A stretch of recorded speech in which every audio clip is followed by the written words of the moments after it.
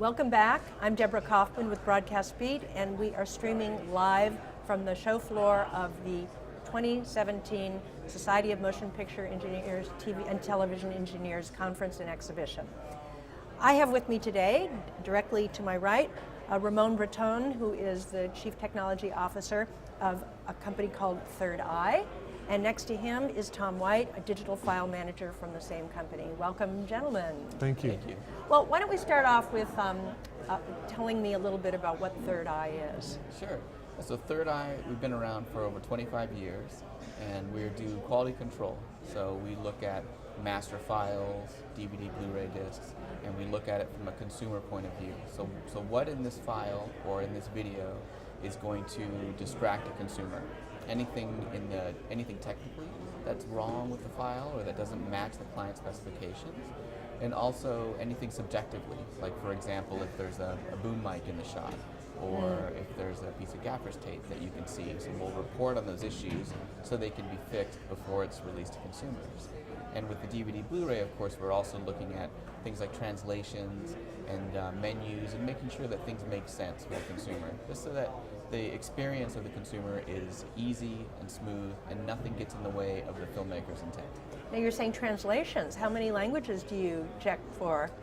Numerous. So most of the major languages we cover, we have actual native speakers who will go through and they'll listen to the audios in that language, go through the subtitles in that language, and then also menu pages on. Wow, that's a very multifaceted look at QC, isn't it? Yeah. So who are your clients? What kind of, it's all media and entertainment, I take it? It's all media and entertainment, and it's everyone from major Hollywood studios to major over-the-top providers, their original content, and then also premium cable original content. Excellent. So how long has Third Eye been around for then? We've been around for over 25 years. Wow. Yeah, and actually we were the first third-party quality control company. When DVD first came around, that was one of the big things that Third Eye did, was to help launch the catalog for some major Hollywood studios, and really provide that independent look at the content. It's like in college when you'd write a term paper and then you'd want to give it to your friend to look it over to make sure that there were no errors that you just were too close to see. That's the service that we provide. I mean, that must have been a very exciting time. I remember when DVD first came out as a format and they released so many old projects. It must have been full of problems, I'm imagining. Yeah, exactly. Yeah. Yes. So do you work closely with, I'm curious, it seems like you're also kind of checking the work of people who do restorations as well in some ways, aren't you? Yeah, exactly. That's part of what we comment on when we talk about what we call mastering QC. Uh-huh. So we're looking at things like, is there visible noise reduction? Did they go too far trying to clean up this print? And we will actually comment on that and say there's some DNR artifacting and things like that. Absolutely. That's very interesting. So now, I take it that your company is a very loyal attendee of SMPTE. Yes. Why is it important for your company to come to SMPTE? There's several reasons. One, we get to meet face-to-face with people that we work with, both our clients, but also the vendors who provide the solutions that we use. And another reason is technology. Let's not forget that our industry is constantly changing, and a lot of our content, a lot of the people we work with, they are on the cutting edge of technology. The first to adopt 4K, the first to adopt HDR, the first to adopt Dolby Atmos for home. And so a place like SMPTE lets us see exactly what is in the standard, what makes up that standard, and what's changing with that standard. And then also, again, meeting with the providers who can actually help us bring that service to our clients. So what have you heard at this SMPTE about upcoming standards or formats that are going to be of interest to your company? Yeah, so I think one of the biggest eye-openers for me was attending the symposium on Monday with the AI and machine learning, and because that's a field that I understand a bit about, but I always have a hard time understanding how it's really going to relate to the M&E industry. I understand for search and for metadata tagging and things like that, but it was interesting to hear some real applications of that technology. And it made me want to go, and as soon as I get back to the office, to actually try it and see if I'll start off with using it for our kind of backbone, so our own internal project management and file wrangling and things like that, and these tasks that we do all the time, where there's set data, and we can apply some machine learning to that and see if we can get it to predict where we would schedule a file in a certain room with a certain operator, for example. So it can semi-automate some of your processes, it sounds like. Exactly. Well, that sounds appealing. Are you working with a vendor on that, or are you going to, is it too early to tell? Too early to tell. Okay, so you're checking out the various vendors. Exactly. And what are you, Tom, are you part of that whole process of checking out vendors? Absolutely. Today's my first day at SMPTE, but it's been pretty eye-opening.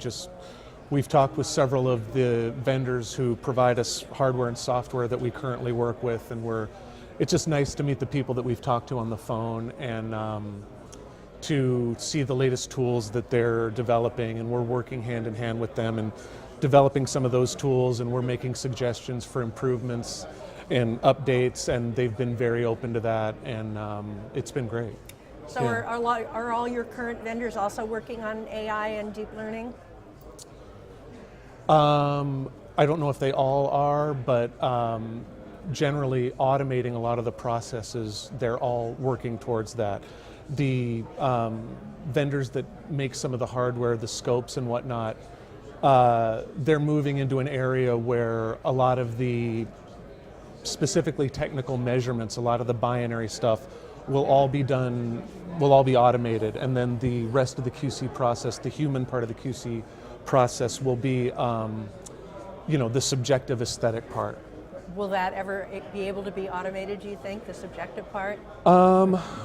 Right now, I don't see how, but then again, it's hard to say, but finding things like visible production equipment and continuity errors and even things like scene-to-scene color matching,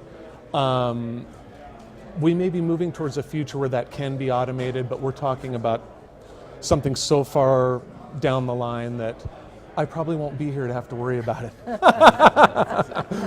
Well, that's interesting. Yeah, right. It's so interesting to me because it seems like when it comes to restoration and I guess QC, there's always been the drumbeat of automation, but I guess it's been imperfect, and AI is offering a more secure way of doing it, or how would you describe that? Possibly. It's going to be interesting to see how machine learning affects the automated QC process. Because there is a lot, let's face it, a lot of people want to cut budgets where they can. Right. And one place they look at, well, we're paying this company to make our content, and we're paying this company to review the content. Do we really need both of those? So that's where people will turn towards an automated system to try and replace what we do. But like as Tom said, it's going to be hard to get a machine to be able to tell the difference between creative intent and what's a flash frame. And that's difficult. So I think AI is going to help with that. It's going to help some of these automated systems, and they get better all the time. But for us, we look at it like there's human QC and there's machine QC, but we look at it as like assisted QC. So we use the tools to be able to tell us some basic information about the file, find some of the technical issues that might be difficult for us to see, or frankly, it's just easy for a machine to find. Right. And then we add in our own subjective look at it as well.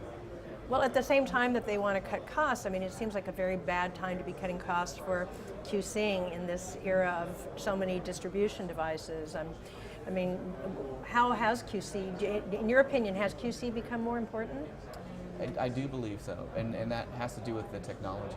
So as we move towards, we've already had consumers go from SD to HD, and that was a pretty easy jump for people because you can see the difference very obviously. Right. But now going from HD to 4K, we all know that that's not the most obvious difference, given the screen size of most consumers. But when you start to add things like HDR and wide color gamut, it starts to be a good value proposition for the consumer. Right. So we don't want to get that wrong. We don't want to say, here's this great new content, we want you to go out and buy yet another television, another Ultra UHD Blu-ray player so you can see this content, but we're going to give it to you with errors. Interesting. So it seems like one of your challenges is to, keep explaining to your clients why they need to stick with you and not go to some kind of automated software. I think the smart ones, we don't even have to explain them. Okay. Yeah, they get it? They get it, exactly. That's why they come to us in the first place. So they look to us and they'll say, we're going to move into this area, and then it's up to us to figure out, okay, how do we move into that area? And then that's why we go to places like SMPTE to figure out how do we move into that area. Great. And then what are the other challenges that you're facing as a company that's been in business for so long? Right. I think a part of it is, looking at what's going to be next. So I think right now we have a good handle on things like UHD and HDR and like Dolby Atmos and immersive sound.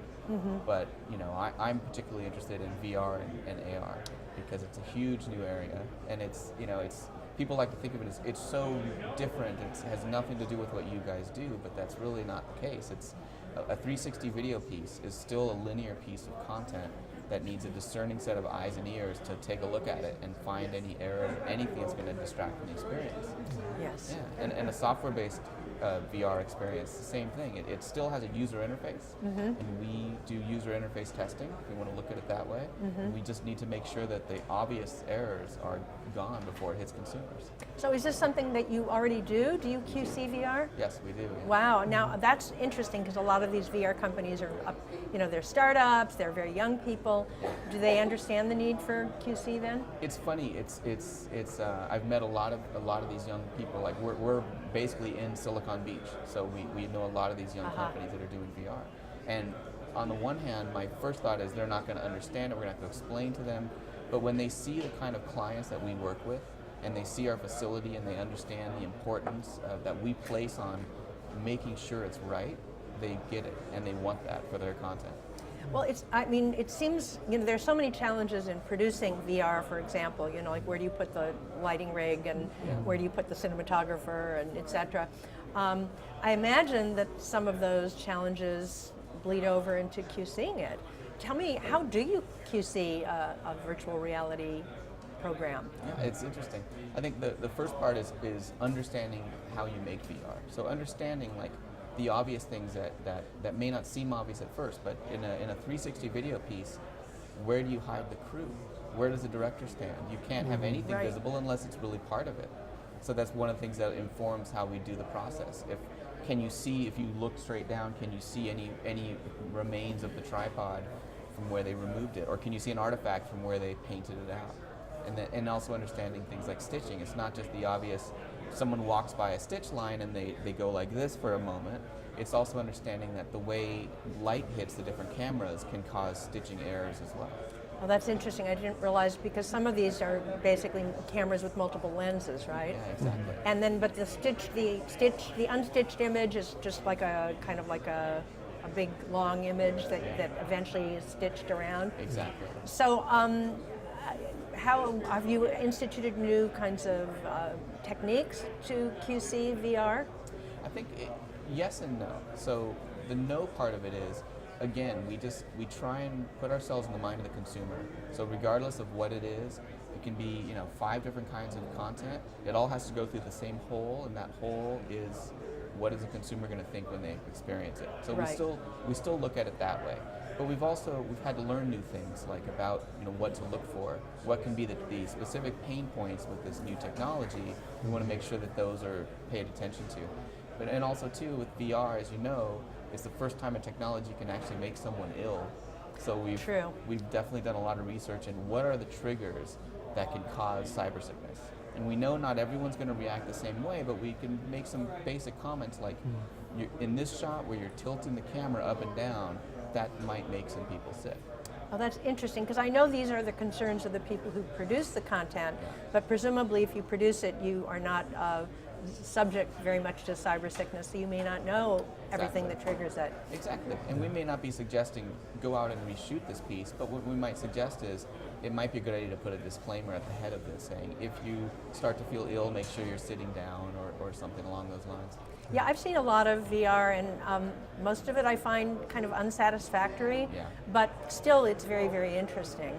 And it seems like it would be, people expect, and I believe this will be true, that actually augmented reality is going to pop before VR does, because blending the real world and the digital world, it has so many applications.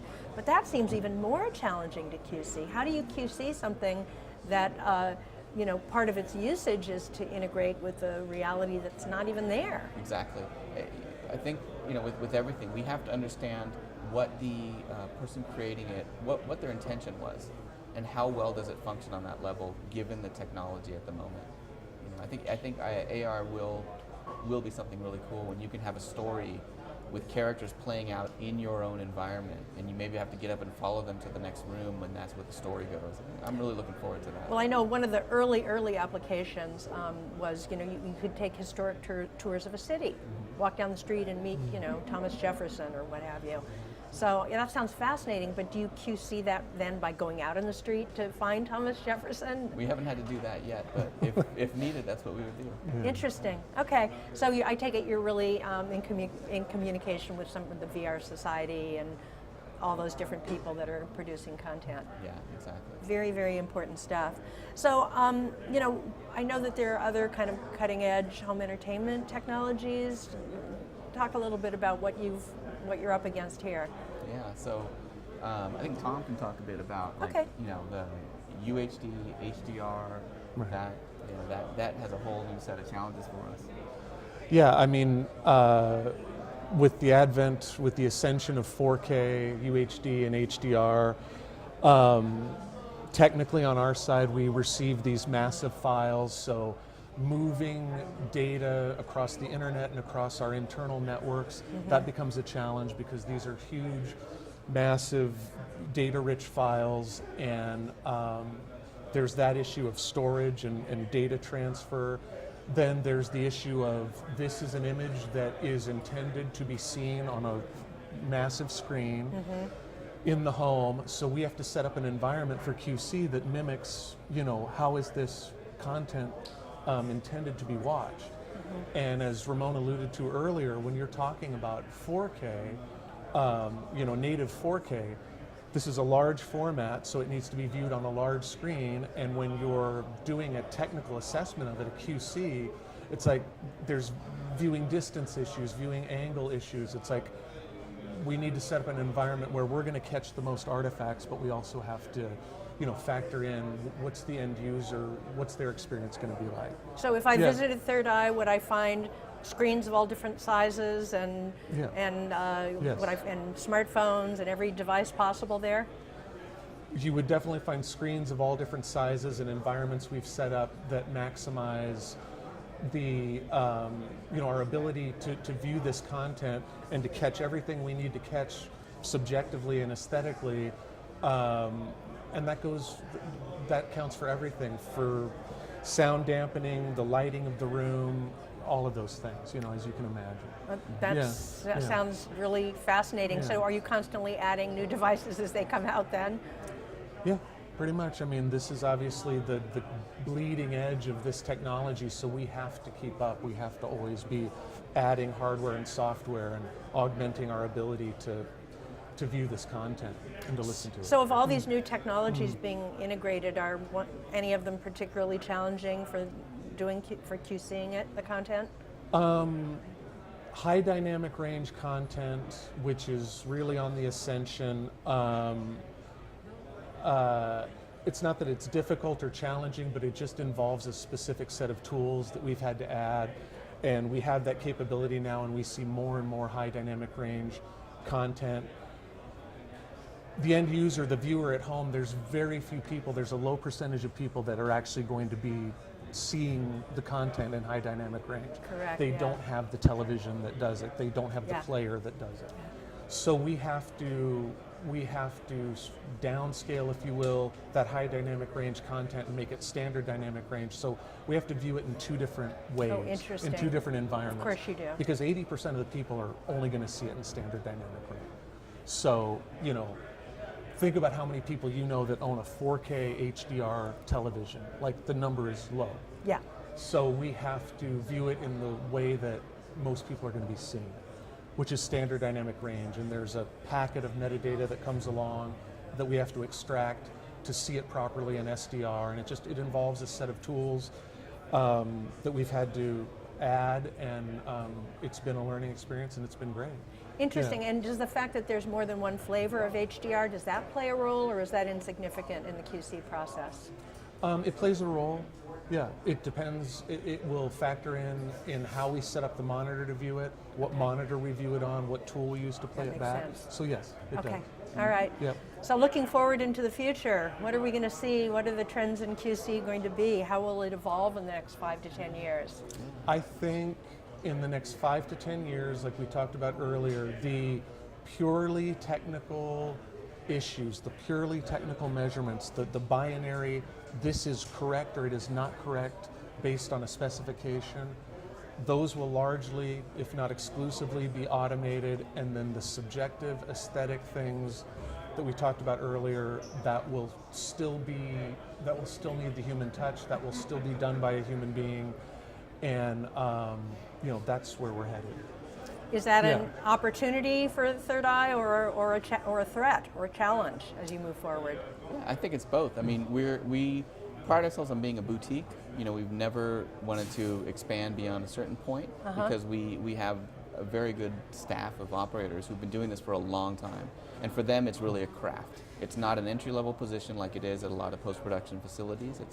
It's what they do. It's what they pride themselves on. And we're never going to move away from that. But figuring out how to bring the machine into it to make their job easier so that they're not bogged down finding the little technical issues that they spend a large portion of their time doing. Let's get a machine to do that. Let a machine do the heavy lifting like that, and then let them do what they're good at. Great, that makes sense. Well, thank you so much for appearing on Broadcast Beat's show. Thanks for having us. My pleasure, and I'll talk to you who knows, maybe at SMPTE's HPA Tech Retreat. Sounds good. All right, thank you Thank so you. much, gentlemen. Okay. Thank you.